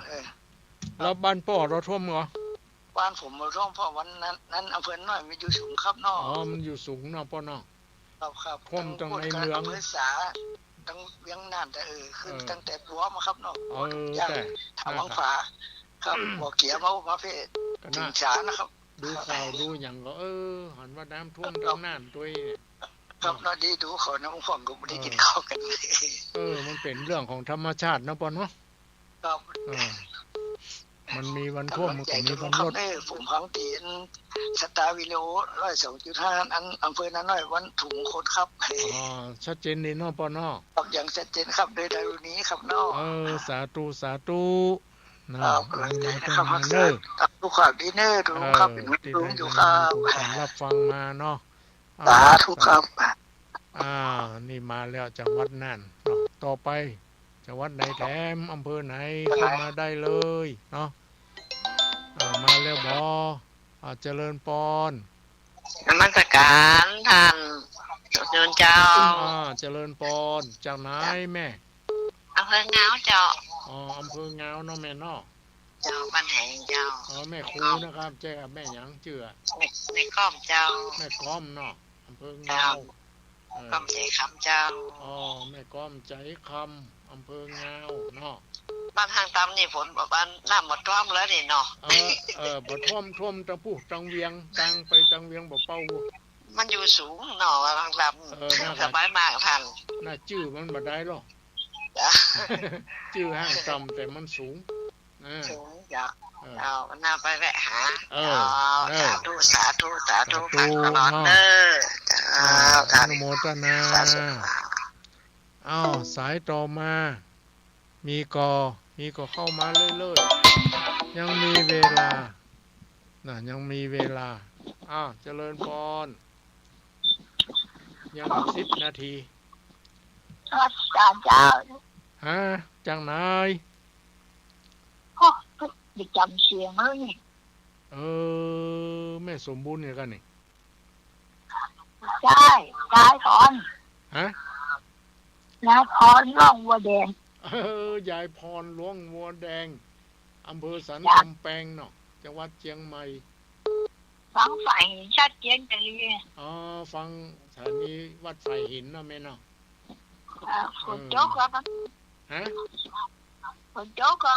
ว่าว่า ตกน้อยๆนะแม่มันย่างเวลาที่ตกนักๆนั่นน่ะตอนนี้มันตกน้อย นักกันนะ ๆมันตกทั่วหมดเนาะแม่เนาะ คืนก็ตกกันนัก ตกขึ้นหุ่งได้ จะนักตัวโชว์มัน ถ้าเราบ่อยู่ใกล้น้ำยังแควนน้อยถ้าอยู่ใกล้น้ำเนี่ยต้องระมัดระวังต้องเก็บของเก็บกลัวไว้ที่สูงเตรียมตัวไว้ก่อนนะก็มาอันนี้มันน้ำจะท่วมเนาะ นี่ก็โชว์เหมือนกันนั่น อยู่ที่สูงอยู่เนาะแม่เนาะ ที่จำเนี่ยก็ แต่มันยังมาท่วมเตื้อเนาะ ก็ระมัดระวังไว้ เจ้านั่งเข้าหน้าเหมือนเนี่ยล่ะ แต่ระวังไว้นะดีกว่าเนาะ ขอบใจเนอะอนุโมทนาฟัง ข้อแข้งเหนียวเลยนะข้อข่าวเจ็บข้อแข้งเหนียวน่ะก็กำลังจะหายอยู่แม่ มันไปไหนแต่บัดได้เด้อเดินอย่างก่อนใจไม่กำอยู่เอ็นสมังน่ะเอ็นสมังเอ็นสมังเอ็นสมังมันมวยขยวนน่ะโทยาสปะแม่เขามาฮื้อนะกันอยู่โทอยู่ก็มันแวบไปพ่องละปั่น3นี่แวบไป2ส่วนละยังอยู่ส่วนเดียวแหมบักกี่วันก็คงจะหายเนาะนี่กูก็หา2 บาทก่อนแต่ถ้าเป็นคนหนุ่มได้ยังแควนแม่มันปันหายนะเขาแก่แล้วมันยังว่านะมันก่อนนานหน่อยเนาะขอบใจเนอะแม่เนอะอนุโมทนาสาธุที่ได้โทรมาเนาะตีก่อนเนาะแม่เนาะเดี๋ยวมันคือคนอื่นโทรเข้ามาแถมเนาะยังเวลาอยู่แถมจะรับได้แถมอยู่สัก2-3 สายเนาะท่านผู้ใดจะโทรมาเอามาแล้วเจริญปอนไปช้าก็คุยเจ้าฟังยินเนอฟังอยู่เนาะแม่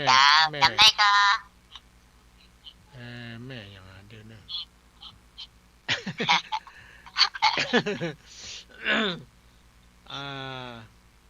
แม่เลื้อนแสนต่อวังเหนือเจ้าแม่เลื้อนแสนต่อวันเหนือเนาะแม่เลื้อนแสนต่อวังเหนือลำปางแสนต่อวังเหนือลำปางเนาะแม่เนาะเจ้าแล้วฟังผิดจะได้ก็ฟังตั้งแต่ต้นก่อนเป็นนี้ดูเป็นที่สังเวชกาท่าพี่น้องเนาะนั่นน่ะว่าอะไรนี่ไม่คิดใจได้ไม่ได้คิดใจได้ล้วนฟังคำเนี้ยหน่อยน่ะจนหน้านะน่ะมันมีมาแต่ไทยแล้วเนาะแต่ไหนแต่ใดละเจ้าได้กำลังใจพระคุณเนอะขอบใจอนุโมทนาเนอะแม่เนอะอยู่ดีมีสุขเจริญพรทั้งคืนแล้วรุ่นนี้เจ้าดีละเนาะชัดเจนดีเนาะชัดเจนดีเจ้าขอบใจอนุโมทนาเนาะสายต่อมายังได้อยู่แฮม2 สายถ้าอูบะยาวได้อยู่1 สาย2 สายเข้ามาแล้วนี่มาแล้วเจริญปอนเจ้าไหว้สาเจ้าเจริญปอนจากไหนแม่มอมเราปะก่อยเจ้าแม่มอมบ้านเราปะก่อยอำเภออย่างก็อำเภอปะซางเจ้าอำเภอปะซางเนาะจังหวัดลำพูนเจ้าฟังชัดเจนดีก่อชัดเจนดีเนี่ยแม่ฟังฐานนี้ไหนสถานีบ้านห้วยจอมซักห้วยจอมซักเนาะฟังตั้งแต่ต้นเนาะแม่เนาะเจ้าดีแล้วรับจำละต้องรู้มาตื่นมาจ้าพอดีว่ะแต่จ้าพอดีเจ้ามันคนที่ใครหลับแต่ใส่ยาตาแล้วก็ค่อยหลับแล้วดีละรับดีฝันดีนะมันดีละดีกว่านอนบ่หลับได้อีก1 สายใครจะเป็นสายสุดท้ายเข้ามาได้เลย1 สายจะหมดเวลาแล้วนะได้ไปอีก1 สาย ผมมีแล้วก็รับหมดแล้ว ก็ขอขอบใจเนอะอนุโมทนาสาธุกับทุกคนทุกท่านตลอดถึงเจ้าของสถานีตัวเองเนาะที่ได้นี่มาสายนี่สายสุดท้ายมาแล้วเจริญปอน เจ้ากับนมัสการเจ้าลุง อันนี้ไผ่นี่ฮะเสียงเปลี่ยนไป สายจิตจิตบันเจียงมันหมู่3เจ้าอันยังก็ชื่อยาสายเจียงมั่นเจ้าบันเจียงมันหมู่3บ้านเจียงมั่นหมู่3พะเยาเนาะห่มเจ้าห่มเนาะเจ้าฟังถูกตนทุกองค์ทุกวันนะเจ้าแต่ฟังชัดเจนดีก็เจ้าชัดเจนดีเจ้าขอบใจเนอะอนุโมทนาแม่หมดเวลาแล้วเนาะวันนี้ป้อนนั้นตุลุงยาวขนาดวันนี้แต่เจ้าเนอะอายุวันโนเนอะแม่เนอะหมดเวลาแล้วเนาะอายุวันโนสุขกำลังเพื่ออยู่ดีกินดีเนอะ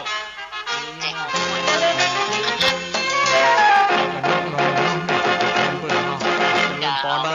เนอะเจ้าขอบใจสังเวรมณีสิกขาปะทัง